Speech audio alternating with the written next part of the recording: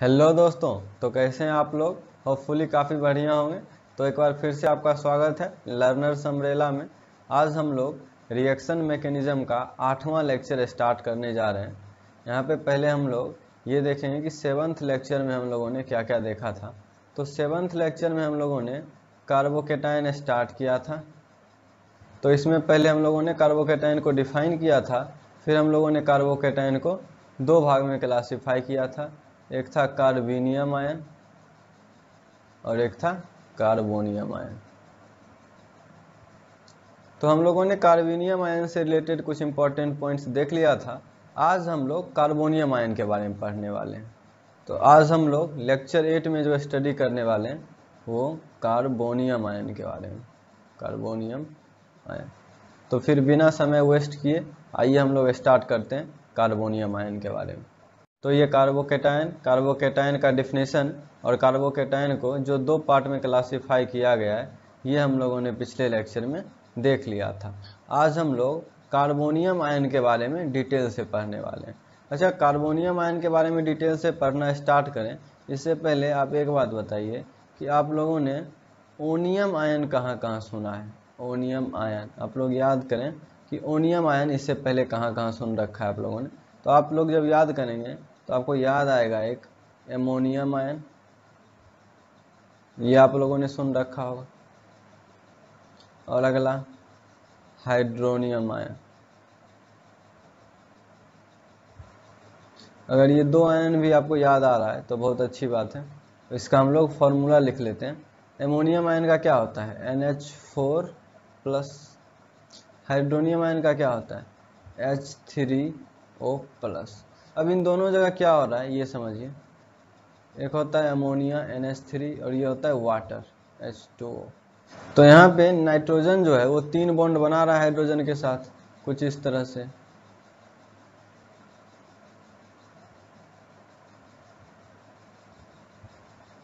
और यहाँ पे ऑक्सीजन जो है वो 2 बॉन्ड बना रहा है हाइड्रोजन के साथ कुछ इस तरह से।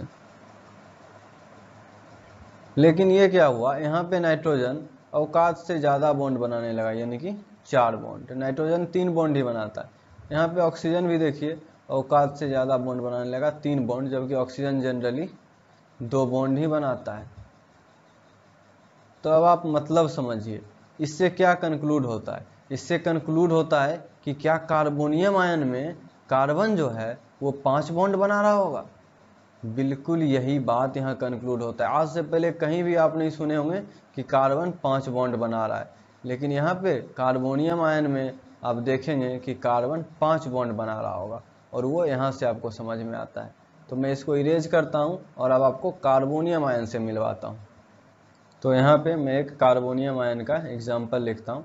ये देखिए हमारा CH4 है मीथेन। ये जब H+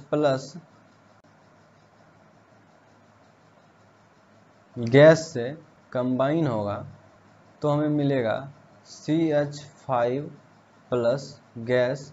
और आप देखिए यहाँ कार्बन 5 बॉन्ड बना रहा होगा क्योंकि यहाँ कार्बन 5 हाइड्रोजन से जुड़ा हुआ है।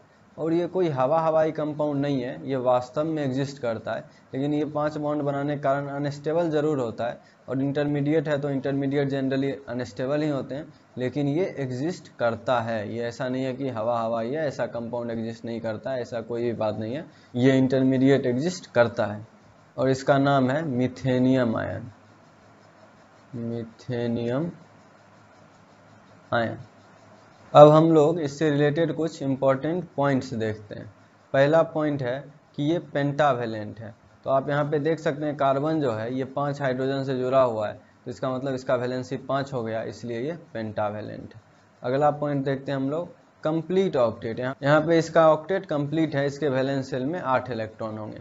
अगला पॉइंट है कि ये हाईली अनस्टेबल है, 5 बॉन्ड बनाने के कारण ये हाईली अनस्टेबल है। अगला पॉइंट हाइब्रिडाइजेशन। इसका अब मैं आपको इसका हाइब्रिडाइजेशन और इसका ज्योमेट्री बताता हूँ कि ये देखने में कैसा होता है कार्बोनियम आयन। तो ये देखिए हमारा कार्बन है, ठीक है। ये यहाँ पे इधर एक हाइड्रोजन होगा,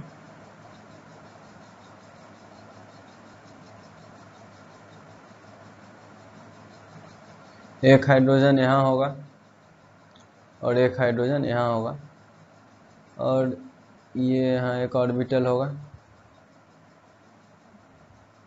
मैं ये यहाँ से इरेज कर देता हूँ।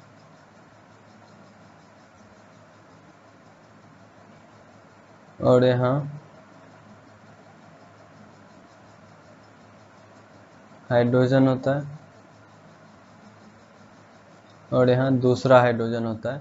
तो इस तरह से इसका ज्योमेट्री होता है CH5+ का। और यहाँ पे क्या होता है कि CH4 पहले से था, और H+ जो बाद में आया उसके पास कुछ नहीं है, एक वैकेंट ऑर्बिटल है, इसमें इलेक्ट्रॉन नहीं है। तो मान लेते हैं कि ये H पहले से था जिसके पास 2 इलेक्ट्रॉन था, और ये खाली आया, इसके पास कोई इलेक्ट्रॉन नहीं है। तो यही 2 इलेक्ट्रॉन जो है ये पूरे ऑर्बिटल में यहाँ से लेके यहाँ तक डिस्ट्रीब्यूट हो जाता है, यही 2 इलेक्ट्रॉन। तो यहाँ पे ये 3 एटम है, 1 2 और ये तीसरा हाइड्रोजन, और इसके बीच में ये 2 इलेक्ट्रॉन है, तो इसीलिए ये 3 सेंटर 2 इलेक्ट्रॉन बॉन्ड है। ये आप केमिकल बॉन्डिंग में पढ़े होंगे क्लास 11th में, तो वही 3 सेंटर 2 इलेक्ट्रॉन वाला बॉन्ड है ये। और ये इसका प्योर p ऑर्बिटल है, ये जो ऑर्बिटल है कार्बन का, ये प्योर p ऑर्बिटल है, ये p है, और ये s ऑर्बिटल है। तो इस तरह से देखें तो कार्बन के पास 3 p ऑर्बिटल होता है, जिसमें से एक p तो प्योर p है, तो इसका हाइब्रिडाइजेशन क्या हो जाएगा, sp2 हो जाएगा, क्योंकि एक p तो प्योर p में है, तो sp3 नहीं होगा, sp2 हो जाएगा।